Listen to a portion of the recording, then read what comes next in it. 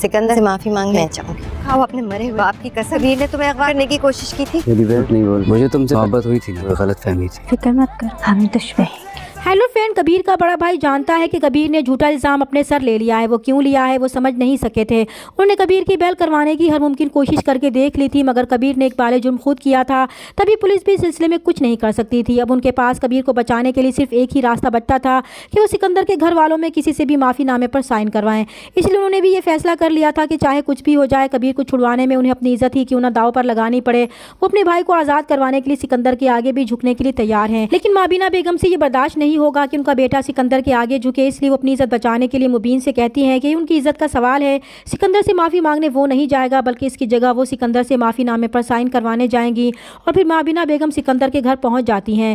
वो सिकंदर और अस्मा से कहती हैं कि उनके बेटे ने झूठा इल्ज़ाम अपने सर लिया है और ये बात रिया अच्छी तरह जानती है कि कबीर बेकसूर है। तो सिकंदर जवाब देता है कि उसकी बहन झूठ नहीं बोल रही।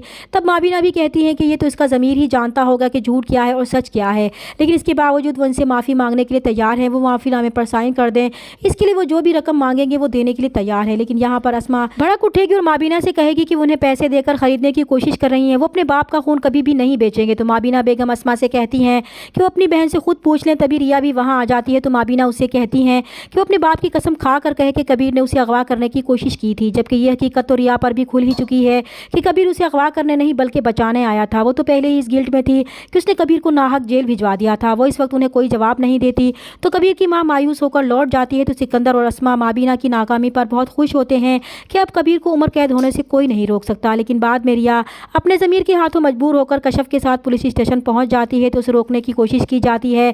तब कबीर कहता है कि वो इससे मिलने आई है। जब रिया अपना बयान वापस लेने के लिए पुलिस ऑफिसर के रूम में जाती है तो कबीर का बड़ा भाई भी वहीं मौजूद होता है और फिर रिया कबीर पर लगाए गए सारे इल्ज़ाम वापस ले लेती है और कबीर को जेल से बाहर निकलवा देती है। जेल से रिहा होने के बाद जब कबीर और रिया का आमना सामना होगा तो कबीर रिया से कहता है कि उसे पहली नज़र की मोहब्बत इससे हुई थी, लेकिन वो इसकी गलत फहमी थी, इसलिए वो भी किसी गलत फहमी में ना रहे। तब रिया भी जवाब देती है कि वो फिक्र ना करे, वो दुश्मन थे, दुश्मन है और दुश्मन ही रहेंगे। तो कबीर भी आगे से कहेगा कि हाँ जानी दुश्मन। तो रिया भी कबीर को जवाब देगी कि हाँ जानी दुश्मन। चैनल पर नए तो प्लीज़ चैनल को सब्सक्राइब कर दें। मिलते हैं नेक्स्ट वीडियो में, तब तक के लिए अल्लाह हाफिज़।